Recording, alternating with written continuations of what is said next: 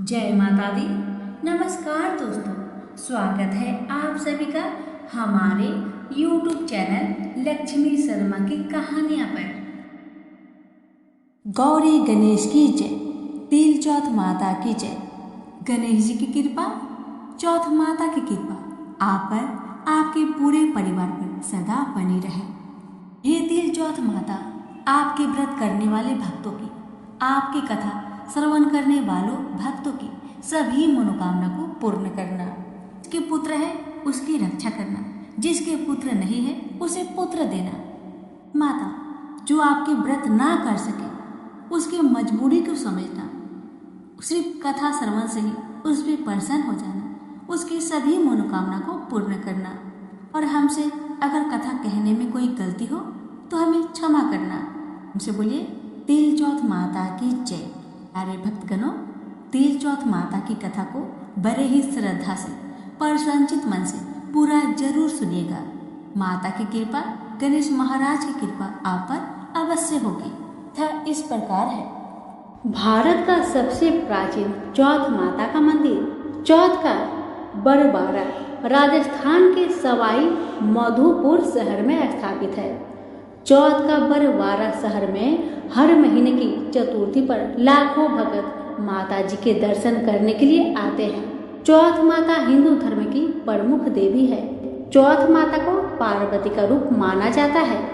कहते हैं कि जो भी भक्त इनकी कथा का श्रवण सच्चे मन से करता है उसकी सारी मनोरथ अवश्य पूरी होती है। तो आइए सुनते हैं चौथ माता की व्रत कथा। सभी मिलकर बोले चौथ माता की जय हो। एक सेठ सेठानी थे। उनका एक बेटा और बहू थे। बहू सबको भोजन करा के फिर स्वयं भोजन करती थी। एक पड़ोसन ऐसी भी थी जो रोज पूछती थी कि बहू, तुमने आज क्या बनाया और क्या खाया। पड़ोसन की बातें सुन बहू कहती, ठंडो बासी। एक दिन उसके पति ने ऐसा सुनकर विचार किया कि आज तो पकवान बनाए जाए, फिर देखते हैं कि मेरी पत्नी क्या कहती है। उसने तरह तरह के पकवान बनवाए और घर के सभी लोगों ने एक साथ बैठकर भोजन किया। आज भी पड़ोसन ने पूछा तो बहू ने कहा, ठंडो बासी। सेठ के लड़के ने सोचा, हो न हो कोई बात अवश्य है जिससे मेरी पत्नी ऐसा कहती है। उसने पत्नी से पूछा, तुम रोज ठंडो बासी खाया ऐसा क्यों कहती हो, जबकि हम सब ने एक साथ बैठकर कई तरह के पकवान खाए। उसकी पत्नी बोली, हम लोग जो खा रहे हैं वह बाप बूढ़ों की कमाई है। जिस दिन आप कमा कर लाओगे उस दिन मैं समझूंगी कि ताजा भोजन कर रही हूँ। अब एक दिन लड़के ने माँ से कहा, माँ, मैं एक बड़े शहर में कमाई करने जा रहा हूँ। माँ बोली, बेटा, अपने पास इतना धन है कि खाया नहीं फूटेगा।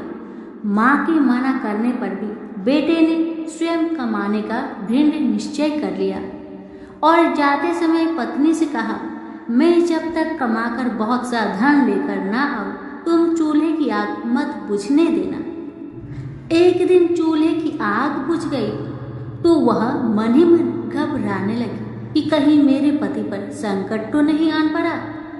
जल्दी से पड़ोस में जाकर आग लाकर चूल्हे में रख दूं, ऐसा विचार करके पड़ोस में गई। वहां पड़ोसन चौथ माता का व्रत पूजन कर रही थी। पड़ोसन ने कहा, थोड़ी देर में आकर आग ले जाना। बहू ने पड़ोसन से पूछा, आप यह व्रत क्यों करती है, इससे क्या मिलता है। पड़ोसन ने कहा, यह चौथ माता का व्रत है, इसके करने से अन्न लक्ष्मी मिले और सभी मनोकामना पूरी होती है। अब पड़ोसन की बात सुनकर बहू भी चौथ माता का व्रत करने लगी। दीवार पर चौथ माता बनाई। उस दिन घी गुड़ का चूरमा बनाकर रात्रि को चंद्रमा को अर्घ्य देकर भोजन करती। ऐसा करते करते बहुत दिन हो गए। चौथ माता ने उस बहू के पति को सपना दिया कि साहूकार का बेटा तू जागे कि सोवे, तेरी पत्नी बहुत याद कर रही है तुझको। तू घर जाकर उसकी चिंता मिटा।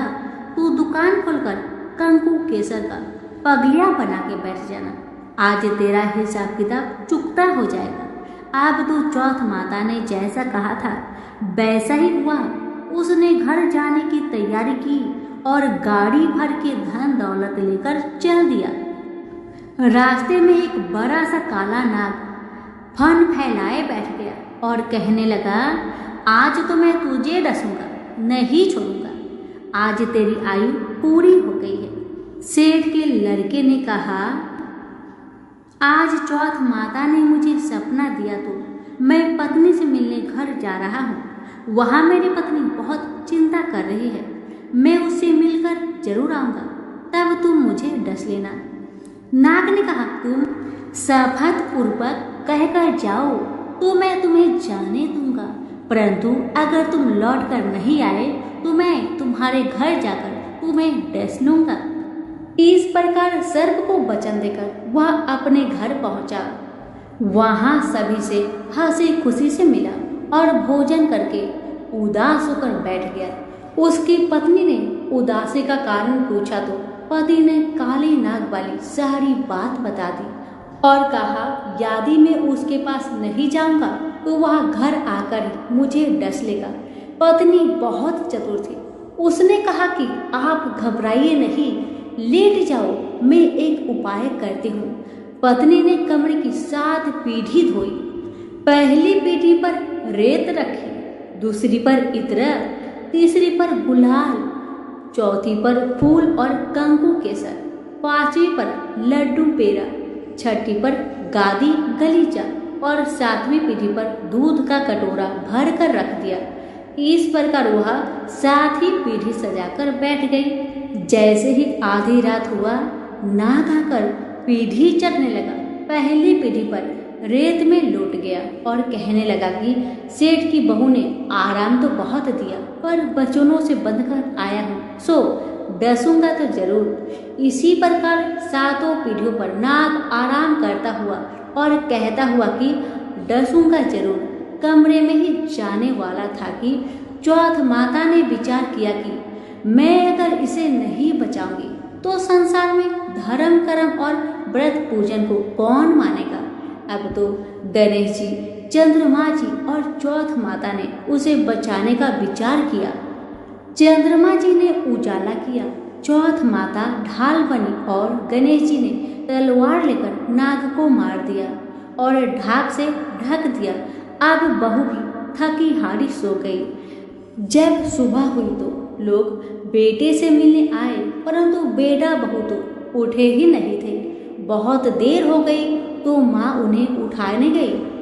माँ ने 7 पीढ़ियों पर जो कुछ देखा तो बहुत घबरा गई। घबराते हुए बेटा बहू को आवाज लगाई, बेटा बहू उठो तो देखो कि एक ढाल तलवार वहाँ पड़ी है।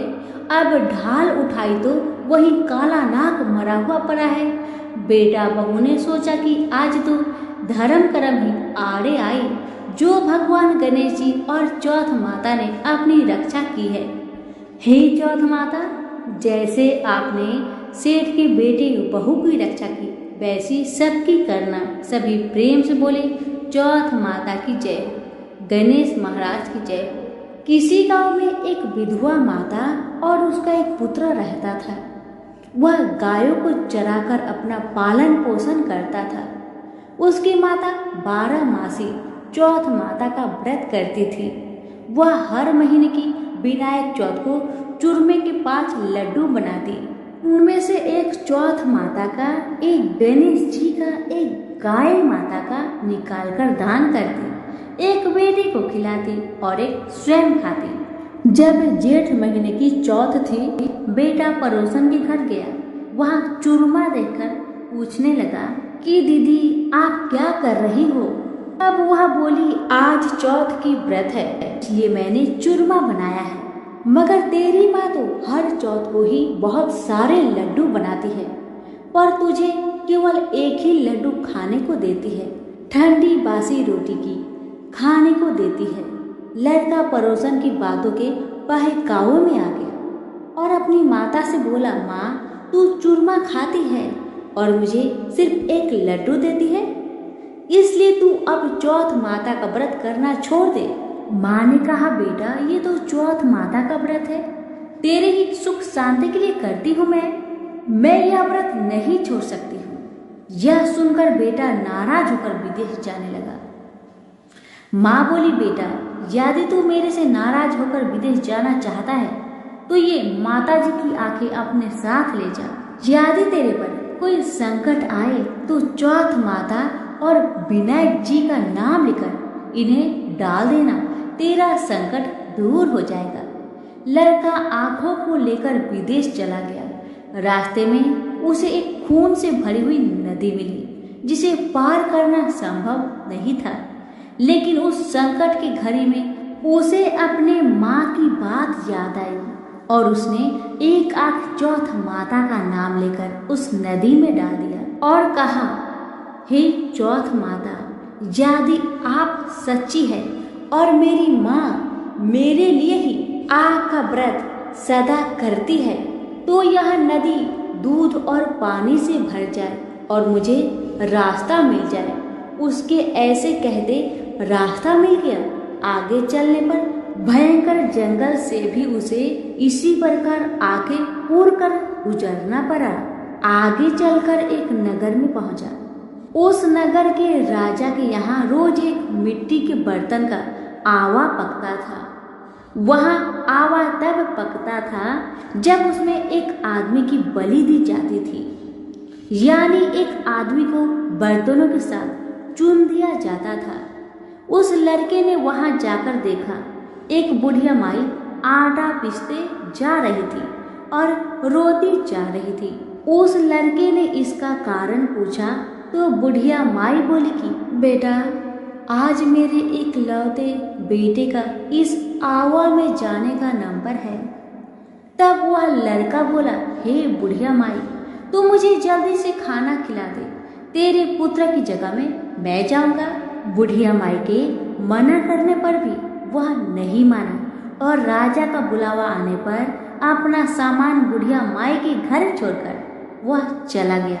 रात में चौथ माता के आंखें वह एक लोटा जल उस आवा में अपने साथ रख लिया और चौथ माता का नाम लेकर बैठ गया। दूसरे दिन आवा पककर तैयार हो गया। लोगों को बहुत आश्चर्य हुआ।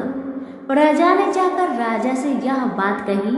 तब राजा स्वयं देखने आए।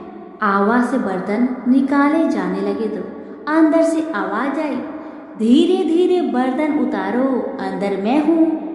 तभी राजा ने आवाज सुनकर कहा कि तू अंदर कौन है, कोई भूत प्रेत या कोई देव हो? तब वह लड़का बोला, कल जिस लड़के को तुमने आवा में चुना था मैं वही लड़का हूँ। लड़का बाहर आया।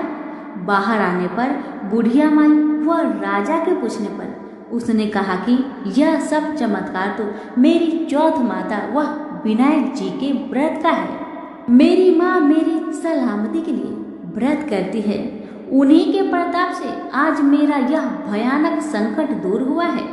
राजा को विश्वास नहीं हुआ। तब राजा ने 2 घोड़े मंगवाए। एक पर स्वयं बैठा और दूसरे पर लड़के को बैठाकर उसके हाथ पैरों में जंजीर बांधी और कहा, यदि तेरी चौथ माता सच्ची है तो यह जंजीर मेरे हाथ पैरों में आ जाए। लड़के ने चौथ माता का आंख पुकार कर कहा, गणेश जी महाराज, आप ही मेरी रक्षा करना। इतना कहते ही भगवान की कृपा से वह जंजीर खुलकर राजा के हाथ में जा गिरी। राजा, रानी व प्रजा ने चौथ माता का चमत्कार अपनी आंखों से देखा। उसी दिन से वे सभी चौथ माता व विनायक जी के परम भक्त हो गए। राजा ने अपनी राजकुमारी का विवाह उस लड़के के साथ कर दिया और बहुत सारा धन वैभव देकर उसको विदा किया। अब वह दोनों वर वधू अपने गांव पहुंचे तो लोगों ने जाकर बूढ़ी माई को बताया कि तेरा बेटा बहू को साथ लेकर आ रहा है। वह बोली, अरे नहीं, मेरे भाग्य में बहू बेटे का सुख कहाँ है। वह ऐसा कह ही रही थी कि दोनों जने उसके पैरों में गिर गए और बेटा अपने माँ से माफी मांगने लगा और कहने लगा कि यह सब चौथ माता का ही कृपा है कि आज मैं तेरे सामने खड़ा हूँ। उसके बाद उसने सारी नगर में ढिंढोरा पिटवा दिया कि सारी सुहागिनें बेटे की माँ हो सके तो लड़कियां भी चौथ माता का व्रत करें और हो सके तो पूरी 12 महीने की चौथ करें, नहीं तो 4 बड़ी चौथ करें, नहीं तो 2 अवश्य करें। हे चौथ माता, जैसे आपने बूढ़ी माई और उसके बेटे को दिया वैसे सभी कहानी कहने और सुनने वाले को देना। प्रेम से बोलिए विनायक जी की जय हो, चौथ माता की जय हो। एक नगर में एक बूढ़ी माई रहती थी। वह अपने बेटे की सलामती के लिए 12 महीनों की चौथ का व्रत करती थी। हर चौथ को पंसारी से थोड़ा सा गुड़ और घी लाकर 4 लड्डू बनाती, एक बेटे को देती, एक से पूजा करती, एक हाथ कार के लिए निकालती और एक चांद उगने पर खुद खा लेती। एक बार उसका बेटा ताई से मिलने गया। ताई ने आश्विन मास की चौथ का व्रत रखी थी। लड़का कहने लगा, ताई मेरी माँ तो 12 महीने की चौथ करती है। लड़के की बात सुन ताई बोली, तेरी माँ तेरी कमाई से तर माल खाने के लिए 12 चौथ करती है, तू परदेश चला जा, वह एक भी चौथ नहीं करेगी। लड़के को लगा ताई सच कह रही है। लड़के ने जैसे ताई ने बताया ठीक वैसा ही किया। लड़का जैसे ही घर आता है अपनी माँ से कहता है, माँ मैं परदेश जा रहा हूँ, यहाँ तू मेरी कमाई खाने पीने में ही उड़ा देगी। माँ ने बहुत समझाया, माँ ने बहुत रोका, लेकिन बेटा नहीं माना। माँ ने उसे साथ ले जाने के लिए चौथ माता की आंखें दी और कहा, बेटा कोई भी मुसीबत तुम पे आन पड़े तो ये आंखें तुम्हारी मदद करेगी, इस आंखें को तुम संभाल कर रखना। लड़का घूमते हुए एक नगर में पहुंचा। उसने देखा कि एक बूढ़ी माँ रोती जा रही थी और पुआ बनाते जा रही थी। उसने कारण पूछा तो बूढ़ी माई ने कहा, बेटा इस नगर की पहाड़ी पर एक राक्षस रहता है। पहले वह हर नगर में आकर कई लोगों को खाने के लिए मार देता था। अब यहाँ का राजा हर घर से एक आदमी दैत्य के पास भेजता है उसके भोजन के लिए, और आज मेरे बेटे की बारी है, इसलिए मैं रोई जा रही हूँ और अपने बेटे के लिए ही पुए बना रही हूँ, क्योंकि मेरा बेटा को पुआ बहुत पसंद है। बस इसीलिए आज आखिरी बार मैं अपने बेटे को पुए बनाकर खिलाऊंगी। उसके बाद मेरा बेटा पुआ कभी नहीं खा पाएगा, क्योंकि मेरे बेटे को तो राक्षस अपना भोजन बना लेगा। बूढ़ी माई की बातें सुन वह लड़का बोला, माई तू पुआ को मुझे खिला दे, आज तेरे बेटे की जगह मैं चला जाता हूँ। बूढ़ी माँ ने खीर पुए उस लड़के को प्यार से खिलाए। लड़का खा पीकर वह सो गया। रात को राजा के सैनिक आए तो बूढ़ी माँ ने उस लड़के को भेज दिया।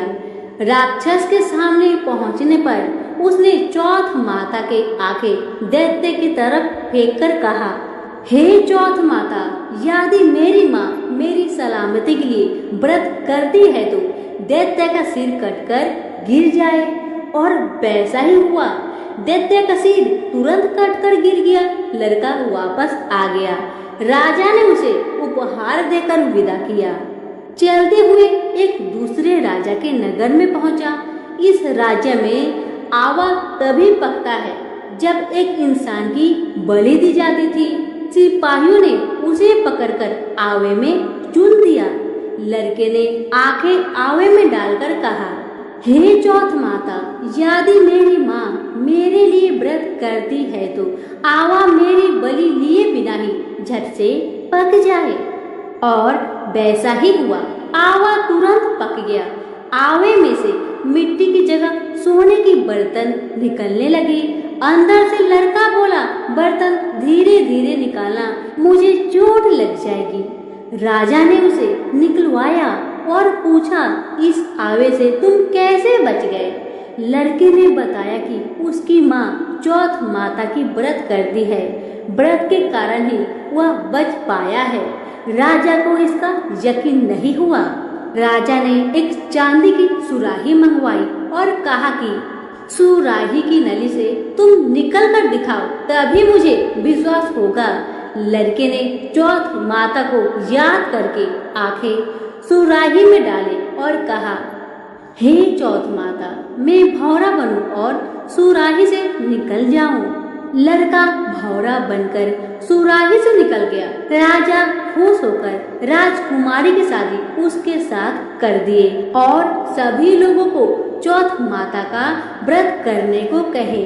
लड़के के शादी होने के बाद उसे अपनी माँ की याद आई। उसने राजा के पास जाकर खुद के नगर जाने की इच्छा जाहिर की। राजा ने रथ, घोड़ा, हाथी और खूब सारा दान दहेज देकर उन्हें विदा किए।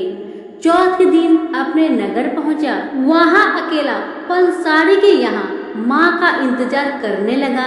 सोचा चौथ है तो माँ यहाँ जरूर आएगी। थोड़ी देर बाद लकड़ी टेकती हुई माँ आती दिखाई दी। लड़के की माँ बूढ़ी होने के कारण उनके आंखों से कम दिखता था। वह लड़के ने जानबूझकर अपना पैर लकड़ी में लगा दिया और कहने लगा, बल रे ऊँट काटे, मेरे पैर के लगा दी। माँ ने उसे नहीं पहचाना। कहने लगी, भैया मुझे चाहे कितनी गाली निकालो पर मेरे बेटे को कुछ मत कहना। बेटा माँ के चरणों में गिर पड़ा। कहा, माँ मैं ही तेरा बेटा हूँ, मुझे माफ कर दे माँ, मुझे माफ कर दे। माँ ने अपने बेटे को सीने से लगा लिया। नगर के लोगों ने विश्वास नहीं किया कि वही उसका बेटा है। बूढ़ी माँ ने चौथ माता को याद करके कहा, हे चौथ माता, यदि मैं अपने बेटे के लिए व्रत करती हूँ तो मेरे स्तन में दूध भर जाए और उसकी धार मेरे बेटे के मुंह में जा गिरे। माँ के स्तन से दूध की धार निकलकर बेटे के मुंह में गिरने लगी। लोग चौथ माता की जय जयकार करने लगे। उस नगर के सभी लोग चौथ माता का व्रत करने लगे। हे चौथ माता, जैसे आपने बूढ़ी माँ और उसकी बेटे की सहायता की, वैसे हमारे भी करना। कहानी सुनने वाले, पुकारे भरने वाले सभी पर अपनी कृपा बरसाए। सभी प्रेम से बोले, चौथ माता की जय हो। भगवान गणेश की कथा, जिसे किसी भी व्रत या अन्य किसी कथा को सुनने के बाद अनिवार्य रूप से सुना जाता है। गणेश जी की पूजा के उपरांत विनायक जी की कथा, गणेश जी की कथा को सुनना अत्यंत शुभ होता है। कहानी कुछ इस प्रकार से है। एक बार गणेश जी महाराज एक सेठ जी के खेत से जा रहे थे तो उन्होंने 12 दाने अनाज के तोड़ लिए। फिर गणेश जी के मन में पछतावा हुआ कि मैंने तो सेठ जी के यहाँ चोरी कर ली। तो गणेश जी सेठ जी के 12 साल की नौकरी करने लग गए। एक दिन की बात है, सेठानी राख से हाथ धोने लगी तो गणेश जी ने सेठानी का हाथ पकड़कर मिट्टी से धुला दिए। अब तो सेठानी सेठ से बोली कि आपने ऐसा कैसा नौकर रखा है जो नौकर ने मेरा हाथ को पकड़ लिया। अब सेठ जी ने गणेश जी को बुलाकर पूछा कि तुमने सेठानी का हाथ क्यों पकड़ा।